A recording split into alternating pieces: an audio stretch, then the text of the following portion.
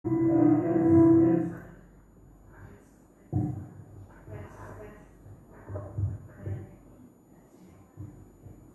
mulai ya, Dok? Bismillahirrahmanirrahim. Assalamualaikum warahmatullahi wabarakatuh. Selamat pagi Bapak Ibu, alhamdulillah semua. Bagaimana kabarnya? Semoga selalu sehat dan tetap semangat untuk menjalani aktivitas pada pagi hari ini. Kembali lagi bersama kami di Obsesi, obrolan seputar kesehatan masa kini. Bersama saya Nabila Putri sebagai host. Sudah bersama kita narasumber yang akan mengisi obsesi pada pagi hari ini bersama Dr. Vanessa Kamelina. Selamat pagi, Dokter. Selamat pagi, Mbak Nabila. Bagaimana Dok kabarnya, Dok, untuk hari ini? Luar biasa. Baik, alhamdulillah. Semangat ya, Dok, buat mengisi obsesi hari ini. Oke, Dok. Untuk obsesi kita hari ini, kita akan membahas tentang bahaya serangan jantung ya, Dok, ya, dan pencegahannya. Oke, bagi sobat Purwakarta semua yang ingin bertanya, boleh langsung komen di live streaming kita ya, Dok, ya. Di akhir sesi kita akan menjawab pertanyaan dari sobat Purwakarta semua. Oke, Dok. Sebelum itu kita nggak bosan nih, Dok, buat ngingetin untuk selalu patuh protokol kesehatan 5M ya, Dok, ya. Seperti memakai masker, mencuci tangan, menjaga jarak, menjauhi kerumunan, dan membatasi mobilisasi atau interaksi. Apalagi sekarang mau akhir tahun ya, Dok, ya. Kayaknya pada udah nggak sabar mau liburan. Tapi kita harus sabar dulu ya, Dok, ya. Belum selesai ya. Karena pandemi belum selesai, belum berakhir. Semoga dengan kita sabar, nggak mudik dulu, tidak terjadi lagi ya, Dok, ya, pandemi gelombang ketiga di tahun 2022. Semoga tidak terjadi ya, Dok. Amin. Oke, Dok. Ini sepertinya sobat Purwakarta sudah tidak sabar ya, Dok, untuk menerima informasi, Dok, tentang bahaya serangan jantung yang memang ini sangat berbahaya, mematikan, bisa sampai mematikan. Oke, Dok. Sebelum kita masuk ke serangan jantung, untuk kerja jantung normalnya dulu itu seperti apa, Dokter? Jadi benar ya, sebelum kita bahas serangan jantung, mungkin Bapak Ibu sekalian belum paham itu jantung itu gimana, fungsinya apa ya. Jadi jantung itu merupakan organ yang ada terletak di dada kiri kita. Fungsinya itu dia untuk memompa darah ke seluruh tubuh.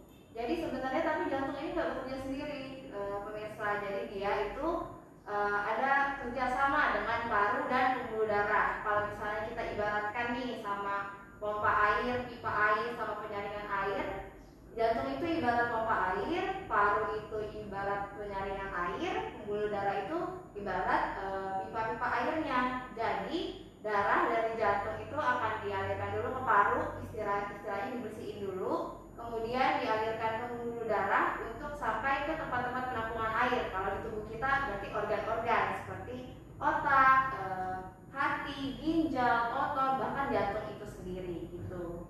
Terus kemudian apa sih yang diantarkan oleh pembuluh darah ya? Kan saya bilang darah, emang darah isinya apa? Darah itu isinya oksigen sama nutrisi atau zat-zat gizi yang kita peroleh dari makanan yang kita konsumsi.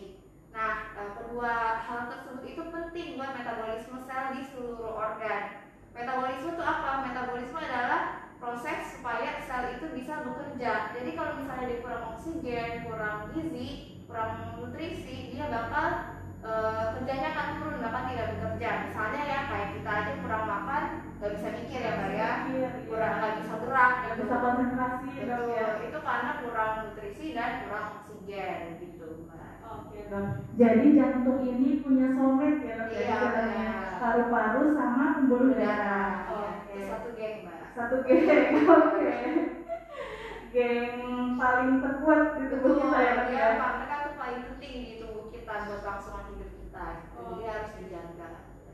Dan satu geng ini jantung, paru-paru sama pembuluh darah yang sangat dibutuhkannya itu darah sama nutrisi ya, Dok, ya? Darah, nutrisi dan oksigen. Nutrisi oksigen yang diantarin sama darah. Oke. Pengantarnya ini oleh darah. Ya. Baik, Dok. Nah, itu kan kita sudah tahu nih, Dok, bekerja jantung normal seperti apa. Nah, untuk serangan jantung itu seperti apa dok? Kondisi seseorang terkena serangan jantung bagaimana? Oke, jadi serangan jantung itu merupakan salah satu dari banyak penyakit jantung ya, Bapak Ibu. Nah, penyakit jantung itu ada banyak, bisa penyakit jantung bawaan yang memang dari lahir, bisa karena infeksi, bisa juga karena penyumbatan pembuluh darah. Biasanya itu karena gaya hidup. Nah, penyakit serangan jantung ini merupakan penyakit yang disebabkan oleh penyumbatan pembuluh darah. Biasanya itu faktor utamanya adalah gaya hidup. Nah, apa sih yang terjadi ketika ada serangan jantung ya Mbak ya? Nah, ketika ada serangan jantung itu jadi pembuluh darah kita ini kan dia punya dinding ya. Nah, dindingnya itu biasanya pada pasien-pasien yang kena serangan jantung dindingnya itu emang udah rusak dari sananya. Bisa karena dia mungkin darah tinggi atau kencing manis gitu. Karena kadar gula dan tekanan yang tinggi di dalam pembuluh darah itu bisa menyebabkan sel-sel dindingnya jadi rusak. Nah, ditambah lagi mungkin ada asupan kolesterol yang banyak ya dari goreng-gorengan, minyak-minyak, dia akan tertumpuk di situ. Kalau dia tertumpuk di pembuluh darah kita kan kecil ya. Kalau misalnya dia sampai tertumpuk, berarti darahnya nggak bisa lewat. Ibarat pipa ada sampah nih nggak bisa lewat kan, akhirnya gitu juga pembuluh darah kita. Akibatnya apa? Darahnya itu nggak sampai ke organnya, nggak sampai ke otak, bisa nggak sampai ke jantung. Kalau pada serangan jantung ini yang tersumbat adalah pembuluh darah yang ke jantung, Mbak. Jadi jantungnya itu nggak dapat oksigen dan nutrisi. Respon pertama tubuh kita kalau misalnya kekurangan oksigen adalah nyeri biasanya. Nah, nyerinya itu kalau dibiarkan nggak ditangani, dia sel-selnya akan mati, dan ketika dia mati, dia akan membentuk jaringan parut yang nggak bisa berfungsi lagi. Jadi istilahnya kalau udah mati ya udah fungsi jantung kita berarti menurun, udah nggak sebagus yang sebelumnya. Gangguan tadi ada rasa nyeri ya dok ya? Iya. Biasanya nyerinya itu di bagian mana? Oke. Kalau serangan jantung itu dia ada nyeri khasnya. Jadi nyeri khasnya itu dia biasanya di dada kiri seperti tertimpa benda berat. Jadi dia tuh kalau kita ditanya gimana nyerinya kayak susah karena dia bukan nyeri yang tajam, dia tumpul kayak ditimpa benda berat. Terus kemudian dia menjalar ke leher, ke punggung, ke rahang, ke lengan, bahkan bisa ke ulu hati. Dan biasanya nyeri itu beneran bukan nyeri yang biasa aja ya Mbak ya, bukan kayak jeper-jeper biasa. Itu nyerinya beneran orang bisa dari kayak mau mati gitu. Nggak bisa ditahan gitu ya dok ya? Dan biasanya disertai mual, muntah, dan keringat dingin Mbak. Pada beberapa orang mungkin kalau misalnya progresinya cepat bisa sampai sesak, bahkan berdebar-debar, bahkan sampai pingsan penurunan kesadaran. Oke dok. Tadi sudah dijelaskan juga kalau serangan jantung ini bisa terjadi karena ada gangguan di pembuluh darahnya ya dok ya? Bisa jadi karena kerusakan, bisa jadi juga karena ada penumpukan lemak ya dok ya? Apakah harus selalu disebabkan oleh lemak atau bagaimana dok, bisa disebabkan oleh yang lainnya? Sebenarnya intinya kalau jadi sebenarnya intinya kalau penyumbatan di pembuluh darah jadi sebenarnya kalau penyumbatan di pembuluh darah itu dia bisa disebabkan oleh lemak benar Mbak. Cuma lemaknya itu dia ada pembungkus kapsulnya. Tapi faktor utamanya itu adalah lemak. Cuma dalam serangan jantung itu nggak cuma lemaknya nih yang kita salahin, tapi dari kekuatan dinding pembuluh darahnya. Karena kalau pada dinding pembuluh darah yang normal, harusnya lemak itu nggak bisa menempel di dinding. Tapi ketika dia cedera atau dia luka atau dia rusak, jadi lemaknya itu lebih gampang menempel gitu. Jadi gampang membentuk sumbatan. Jadi selain dari faktor lemak atau kolesterolnya, kita cari penyebab kerusakan dindingnya, biasanya darah tinggi ataupun kencing manis gitu. Ya. Jadi yang lebih beresiko untuk mengalami kerusakan pembuluh darahnya ini ya dok ya? Kencing manis sama darah tinggi biasanya ya, yang paling sering. Kalau untuk tanda dan gejalanya dok, tadi sudah dijelaskan kayak mual, terus juga keringat ya dok ya? Ciri khasnya seperti apa dok? Selain itu yang paling khas ya Mbak ya, tadi yang saya bilang nyeri dada seperti ditimpa benda berat, menjalar ke rahang, lengan, leher, hingga nyeri ulu hati. Cuma itu yang khas. Ada nyeri lain yang kita nggak boleh abaikan begitu saja Mbak. Misalnya itu kita harus perhatiin pada pasien-pasien lansia, lanjut usia, atau pasien wanita, atau pasien dengan kencing manis. Karena pada pasien-pasien ini tuh dia ada gangguan persepsi saraf Mbak. Jadi yang harusnya nyeri mereka persepsinya sebagai sesak, sebagai gangguan pencernaan gitu. Itu kan nggak khas ya. Tapi itu kita harus waspadai pada pasien-pasien kayak gitu. Selain itu kita juga apalagi kalau misalnya dia punya faktor risiko seperti darah tinggi atau riwayat penyakit jantung sebelumnya atau riwayat penyakit jantung di keluarga, itu udah harus curiga itu gejala dari serangan jantung. Jadi harus langsung dibawa ke rumah sakit. Jadi tadi ada lansia ya dok ya, wanita sama kencing manis. Kencing manis. Iya. Dan itu biasanya respon tubuh dari orang tersebut berbeda. Iya, biasanya nggak khas keluhannya, tapi nggak boleh diabaikan. Tetap harus kita kalau di rumah sakit ya kita tetap harus rekam jantung biasanya. Rekam jantung. Kalau untuk serangan jantung ini, apakah ada sesak nafas juga atau bagaimana dokter? Ya, kalau serangan jantung bisa sesak nafas Mbak, karena kenapa? Seperti yang saya bilang, kalau misalnya dia udah kelamaan kekurangan oksigen, dia sel-selnya mati. Ketika sel-selnya mati, jantungnya itu dia jadi awalnya mompanya gini nih Mbak, dia jadi cuma getar-getar doang. Kalau getar-getar doang kan dia nggak bisa mompak ke pembuluh darah ya, jadi dia numpuk di jantung aja Mbak. Nah, darah yang menumpuk di jantung itu biasanya lanjut ke jantung terus ke paru Mbak. Jadi mereka tuh nyambung gitu. Nah, ketika darahnya numpuk di paru, dia merembes ke paru, dia akan menyebabkan sesak nafas. Jadi itu istilahnya komplikasi gagal jantung akibat serangan jantung. Mungkin ya nih dok, ada seseorang yang terkena sesak nafas, padahal dia sedang terkena serangan jantung. Ada perbedaannya tidak dok? Oke, mungkin maksud Mbak Nabila perbedaan sesak karena serangan jantung sama sesak karena penyakit lain ya, misalnya asma, paru gitu ya. Ya, kalau jantung itu khasnya karena kan dia jantung kita tahu dipengaruhi aktivitas banget ya Mbak ya. Kalau kita lari dia cepat, kalau dia mompanya cepat, kalau kita istirahat dia mompanya lebih lambat. Nah, khas dari penyakit jantung itu adalah dia sesaknya dipengaruhi aktivitas. Jadi misalnya pas istirahat nih nyeseknya biasa aja atau nggak nyesek, tapi kalau dia jalan 100 meter, dia naik tangga itu makin sesek. Jadi makin tinggi intensitas aktivitasnya dia biasanya makin sesek kalau jantung. Iya. Kalau jantung. Betul. Selain itu kalau untuk gagal jantung ya, misalnya berkomplikasi di gagal jantung, dia biasanya kalau tidur Mbak, dia nggak bisa satu bantal doang, dia harus 3 bantal, dan biasanya dia suka bangun malam-malam karena sesak. Karena ketika kita tidur kan dia jadi darahnya sejajar gitu kan, jantung sama paru sejajar. Sementara kalau dia naik, darahnya turun ya, jadi dia nggak nyesek di parunya gitu Mbak. Jadi kalau yang tadi gagal jantung ya yang harus kepalanya lebih tinggi. Iya, kepalanya lebih tinggi. Gitu. Kalau ya, berarti yang serangan jantung ini biasanya karena ada aktivitas berat ya Pak? Iya. Dia biasanya aktivitas biasa ringan, terus tiba-tiba beraktivitas berat, dia serangan jantung. Kena serangan jantung. Biasanya pokoknya serangan jantung tuh kena saat dia lagi beraktivitas, lagi main bulu tangkis atau main apa. Tapi bisa juga saat istirahat.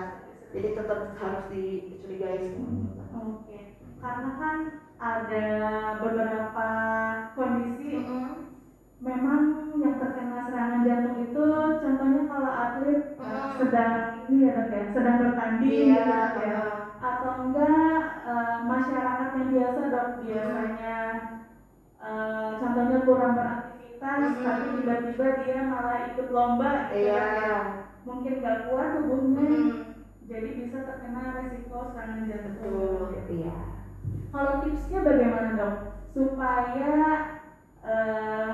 misalkan kita nih orang biasa kan aktivitas beratnya tidak terlalu lama terlalu banyak ya, tapi kita mau olahraga supaya menghindari serangan jantung, bagaimana dok? Tipsnya ya, jadi kalau misalnya tips ini untuk semua orang, baik yang ada riwayat penyakit darah tinggi atau kencing manis ataupun orang biasa. Yang pertama itu adalah pola makannya Mbak. Jadi kalau pola makan itu penting banget, karena seperti yang kita tahu faktor risiko serangan jantung kan yang paling utama tadi saya bilangnya darah tinggi sama kencing manis. Sementara kedua penyakit itu dipengaruhi banget sama makanan. Darah tinggi musuh utamanya adalah garam, mecin gitu ya, makan makanan berlemak. Kalau si kencing manis musuh utamanya adalah gula ya, manis buatan gitu. Jadi yang perlu kita hindari itu pertama kita makan 3 kali sehari. Kalau porsinya ya terserah ya tiap orang. Tapi kita jangan makan sampai kita terlalu kenyang gitu. Jadi makan secukupnya aja. Kemudian kurangi goreng-gorengan. Apalagi nih kalau masyarakat Purwakarta ya, biasanya aku dengar-dengar tuh suka banget makan gorengan ya Mbak ya. Jadi itu harus dikurang-kurangin. Jadi kalau pengen banget seminggu sekali aja gitu ya. Berapa banyak seminggu sekali? Berapa banyak ya? Mungkin bakwan 1-2 aja ya, jangan banyak-banyak. Karena itu minyaknya banyak banget, itu direndam di minyak yang banyak ya Mbak ya. Terus kemudian makanannya, kalau bisa makanannya itu apalagi kalau udah kena darah tinggi ya Mbak ya, selama kencing manis itu harus diusahakan rebus-rebus atau panggang-panggang. Jangan yang goreng di dalam genangan minyak, itu jangan dihindari. Kalau misalnya nih ibu-ibu ya biasa kan susah ya, dia masakin keluarganya apa dia apa gitu kan. Kalau ibu-ibu bisa garam nih, sebelum dikasih ke suaminya ambil dulu, nanti garamnya dikit aja. Nanti kalau ke anak sama suaminya boleh deh sesuai selera ya. Tapi kalau bisa semuanya garamnya dikit ya lebih bagus lagi kan, karena kan kita mencegah dari ini gitu ya, sama sehat, sama sehat. Terus banyak buah-buah sama sayuran. Kemudian yang kedua itu olahraga seperti yang Wana bilang. Sebenarnya yang dianjurkan itu setiap orang harus aktivitas fisik, seenggaknya gerak, jalan gitu setengah jam sehari Mbak, tiap minggu, dalam seminggu gitu. Jadi 30 menit tiap hari selama seminggu ya. Oke, jadi tips supaya kita terhindar terkena serangan jantung itu ya, ada pola makan sehat, kurangi gula garam, lemak, gorengan, makan buah dan sayur, juga aktivitas fisik sehari 30 menit. Oke, iya. Selain itu Mbak, jangan lupa bagi yang merokok itu kan sebungkus sampai 2 bungkus itu dikurangi, kalau bisa sih berhenti aja Pak, karena asap rokok itu dia juga zat-zat yang ada di rokok itu dia berbahaya juga buat dinding pembuluh darah. Jadi selain tekanan sama gula, dia juga asap rokok tuh berperan dalam merusak dinding pembuluh darah yang gampang ketempelan kolesterol. Terus alkohol juga dikurangi aja, dibatasi, jangan sampai berlebihan gitu ya Mbak ya. Ada tambahan, jadi rokok sama alkohol ya. Oke dok. Semakin seru nih dok pembicaraan kita. Ini sobat Purwakarta ada yang bertanya dok. Oh iya. Dari Yosparhan 13. Izin bertanya dok, kalau istilah angin duduk itu memang ada ya dok, atau di kesehatan namanya lain? Di masyarakat istilah ini sudah familiar dan banyak yang mengaitkan dengan penyakit jantung. Oke, iya. Angin duduk ya, mungkin karena sebenarnya nama kedokteran dari nyeri dada khas jantung itu angina kali ya. Iya. Jadi orang awam ini angin duduk gitu. Angin duduk di dada kita kali ya maksudnya ya. Iya. Tapi mungkin istilah itu berangkat dari karena kalau di kedokteran nama nyeri dada akibat penyakit jantung itu namanya angina gitu. Jadi benar itu berkaitan dengan jantung. Cuma mungkin kalau bagi-bagi pasien dibilang angin duduk, dijelasin ke dokternya. Jangan bilang angin duduk aja, angin duduk kan bisa pegel-pegel JPR biasa gitu. Nanti dokternya panik kan. Harus jelasin jarinya kayak gimana, menjalan atau enggak, ada mual atau keringet dingin atau enggak gitu. Berat banget atau enggak. Kalau cuma JPR aja itu bukan angin duduk, namanya bilang aja JPR gitu ya. Jangan jadi biar dokternya nggak panik gitu. Jadi memang sebenarnya dari istilah kedokteran ini angina ya dok? Iya, namanya angina pectoris namanya. Terus masyarakat umum itu biasanya kan serangan jantung ini kita nggak tahu ya dok ya, tiba-tiba. Nah, asal kata angin duduk yang tadi kan tadinya orangnya diam gitu dok, kena serangan jantung. Nah, mungkin nyalahinnya angin. Oh benar ya kali ya. Oke dok. Kalau untuk bahayanya sendiri terkena serangan jantung bagaimana dokter? Apakah yang sudah terkena serangan jantung apakah bisa beraktivitas kembali seperti biasa normal atau bagaimana? Kalau ada orang yang kena serangan jantung, sebenarnya kunci utama dari tata laksana serangan jantung adalah cepat. Jadi harus segera, misalnya nih di sekitar kita ada yang kena serangan jantung ya Mbak ya, kita harus segera telepon ambulans. Kalau di Indonesia 112 ya. Telepon ambulans 112. Kalau misalnya pasiennya masih sadar lagi beraktivitas, suruh istirahat dulu, ditenangin dulu. Kalau misalnya ada kayak jaket atau apa yang mungkin mengganggu nafasnya, dibuka ya, dibuka. Terus kemudian kalau bisa sih duduk di lantai aja Mbak, jadi jangan di kursi, karena kalau di kursi takutnya dia tiba-tiba pulang kesadaran kan jadi cedera ya. Jadi lebih aman dudukin di lantai. Terus kemudian tanya ada obat jantungnya atau enggak, karena biasanya orang yang kena serangan jantung itu entah dia ada riwayat serangan jantung sebelumnya atau dia emang ada darah tinggi gitu kan. Nah biasanya kalau orang yang udah kena serangan jantung sebelumnya, dia bakal dikasih tablet sama dokter, namanya nitroglycerin atau ISDN gitu. Ditanya mana obatnya, habis itu dikasih makan, ditaruh digerus, ditaruh di bawah lidah Mbak. Habis itu nanti ada juga tablet namanya Aspilat, itu juga dikasih ke dia. Kalau misalnya 3 menit nggak berkurang, itu di follow up lagi ambulansnya, tetap apa namanya, dipanggil ya, pastikan dia lagi menuju ke situ, karena artinya serangan jantung itu butuh penanganan segera Mbak gitu ya.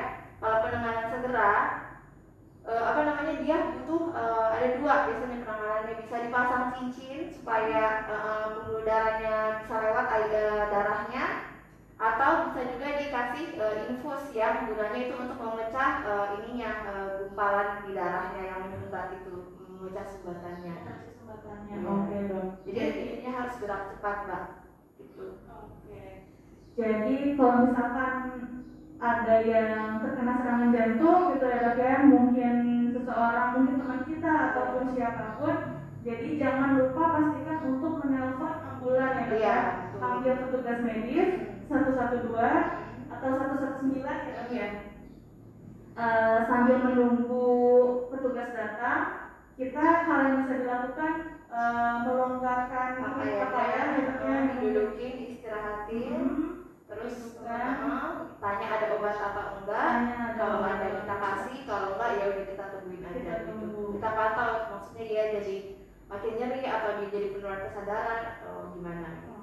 Dan jangan lupa kalau mungkin barangkali menderita penyakit jantung ya dok ya, orang tersebut ditanyakan obatnya ada atau tidak. Iya, baik dok. Terus untuk yang kalau orang sehat seperti itu dok, bisa terkena serangan jantung atau tidak dok? Atau hanya orang yang memiliki penyakit jantung saja, atau yang tadi yang beresiko, yang kolesterol sama hipertensi saja? Bagaimana dok? Oke. Jadi kalau namanya faktor resiko ya, itu cuma faktor yang mempertinggi kemungkinan dia kena serangan jantung. Tapi pada dasarnya semua orang mungkin bisa aja serangan jantung. Misalnya dia sehat-sehat aja tapi di keluarganya ada riwayat penyakit jantung. Yang kita anggap sebagai riwayat penyakit jantung di keluarga itu Mbak, biasanya adalah ada orang tua, misalnya ayah atau ibu yang meninggal di usia kurang dari 60 atau 50 tahun karena penyakit jantung atau stroke gitu. Sorry Pak. Sorry ya. Ya jadi seperti yang saya bilang tadi, mungkin gitu untuk orang sehat juga kena serangan jantung. Misalnya ada, soalnya kan serangan jantung tidak hanya gaya hidup tapi ada juga faktor genetiknya Mbak. Jadi kalau misalnya di keluarganya ada ayah atau ibunya meninggal di usia kurang dari 50 tahun akibat penyakit jantung atau stroke, itu mungkin dia juga beresiko juga gitu. Jadi tetap semuanya intinya dari serangan jantung itu adalah kita tetap harus bawa ke fasilitas kesehatan sesegera mungkin, karena untuk memastikan dia serangan jantung atau enggak itu perlu direkam jantung Mbak. Jadi sebenarnya jangan disimpan-simpan di rumah kalau udah melihat ada tanda-tanda dari serangan jantung. Ada pertanyaan lagi nih dok ya, Sobat Purwakarta. Kalau nyeri dada, nyeri di bagian dada gitu dok, apakah pasti serangan jantung atau tidak dokter? Oke. Sebenarnya nggak pasti ya, kan nyeri dada banyak, bisa nyeri di otot gitu, bisa nyeri di paru, bisa nyeri di pokoknya di tempat lain, ada macam-macam ya Mbak ya. Tapi kalau misalnya keluhannya nyeri dada, terus kita lihat pasiennya ini udah lanjut usia atau dia ada faktor resiko kayak darah tinggi, kencing manis, itu kita harus anggap serangan jantung sebelum dia terbukti sebaliknya gitu. Jadi dianggap saja ya dok ya. Jadi terus jadi kita ngapain? Tetap dibawa ke dokter, dibawa ke fasilitas kesehatan nanti di dokternya akan pasti langsung buru-buru langsung rekam jantung. Kalau rekam jantungnya bagus, biasanya akan ya udah dipulangkan, diedukasi. Mungkin ada penyebab-penyebab lain. Tapi kalau misalnya rekam jantungnya menunjukkan dia serangan jantung atau ternyata mencurigakan, biasanya akan ada di tes enzim jantungnya, Mbak. Itu kalau di rumah sakit ya. Kalau di puskesmas biasanya langsung dirujuk ke rumah sakit karena itu nggak mungkin bisa ditangani di puskesmas. Paling di penanganan awal aja dikasih tablet buat ngurangin nyeri dadanya, tapi untuk penanganan selanjutnya harus ke rumah sakit kalau serangan jantung. Itu pokoknya bermain dengan waktu banget Mbak kalau serangan jantung penanganan, jadi harus cepat. Dokternya pun dalam 10 menit udah harus bisa tahu ini serangan jantung atau enggak dengan rekam jantung gitu. Jadi semakin cepat kita bawa pasiennya ke rumah sakit, maka semakin mungkin pasiennya bisa diselamatkan gitu. Baik dok. Jadi memang untuk serangan jantung ini harus cepat-cepat segera ditangani ya dok. Iya. Baik dok. Dok tidak terasa nih dok, sudah menunjukkan pukul 10 dok. Ya. Oke dokter. Dok, mungkin ada hal yang harus diperhatikan lagi dok supaya kita tetap sehat terhindar dari serangan jantung. Oke, iya. Jadi mungkin